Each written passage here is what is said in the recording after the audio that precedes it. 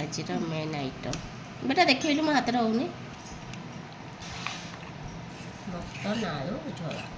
ଆଜି ମୋ ମମିର ମୋର ଏଇଥିରେ ମୋ ମମି କହିଲା ମୁଁ କରିବିନି ମୁଁ କହିଲା ତୁ କର ମୁଁ କହିଲି ତୁ କର ଲାଷ୍ଟକୁ କହିଲା ମୁଁ ଆସିଛି ତୁ ମୋତେ କରିକି ଦେବୁ ନା ଆଉ କହିଲା ହଉ।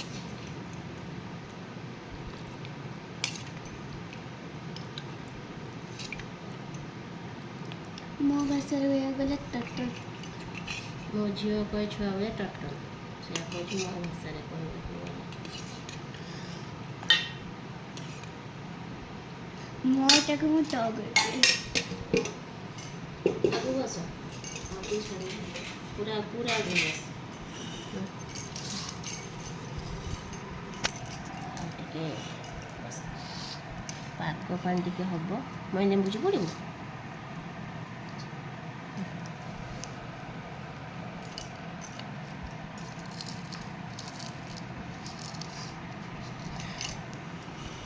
ମଟନଟା କେମିତି ଦିଶୁଛି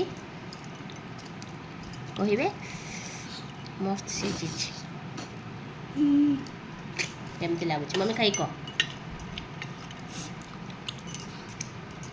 ମୋ ମମି ଖାଇ କହିବେ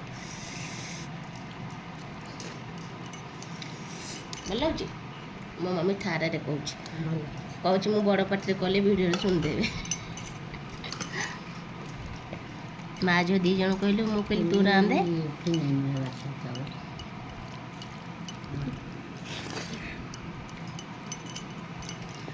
ମୁଁ କହିଲି ତୁ ରାନ୍ଧେ ସେ କହିଲା ତୁ ରାନ୍ଧେ ଦେଖିଲା ବେଳକୁ ଲାଷ୍ଟକୁ ମୁଁ ରାନ୍ଧିଲି।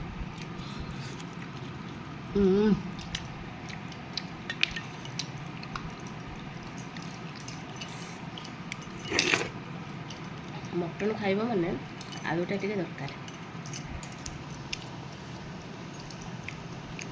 ମଟନ୍ର ମେନ୍ ଜିନିଷ ହେଲା ଆଳୁ ଝୋଳ।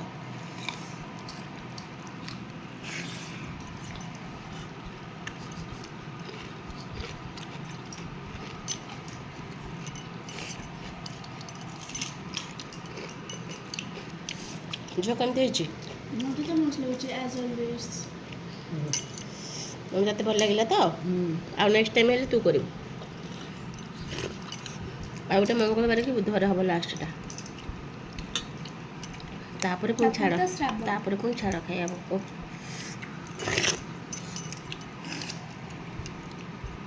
ଏଥରକ ମୁଁ ବି ନନଭେଜ୍ ଖାଇବିନି ବୋର୍ ହେଇଗଲିଣି ଖାଇ ଖାଇ। ବନେଇବି ଟିକେ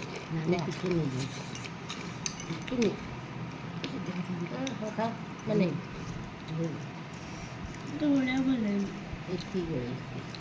ବେଶୀ ଗୋଳେଇ ଖାଇଲେ ଭଲ ଲାଗେନି ଟିକେ ହାପୁଡ଼ି ଖାଇଲେ ଆକ୍ଚୁଆଲି ମୋତେ ଆଜି ଟିକେ ଭଲ ଲାଗିଲା। ଯୋଉ ନେ ତ ଚର୍ବି ପିସ୍ ନେ ମୁଁ ଖାଇବିନି ଚର୍ବି।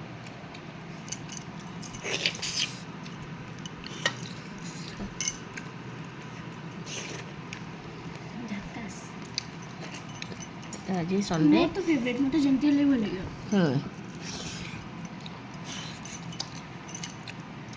ତା ସାଙ୍ଗରେ ପୋଇ ଘାଣ୍ଟ ହେଇଛି ସେଟା ରାତିକି ଖିଆ ହେବ। ମୋ ଫେଭରେଟ୍ ଫୁଡ୍ ରିଭିଲ୍ ହେଇଗଲା।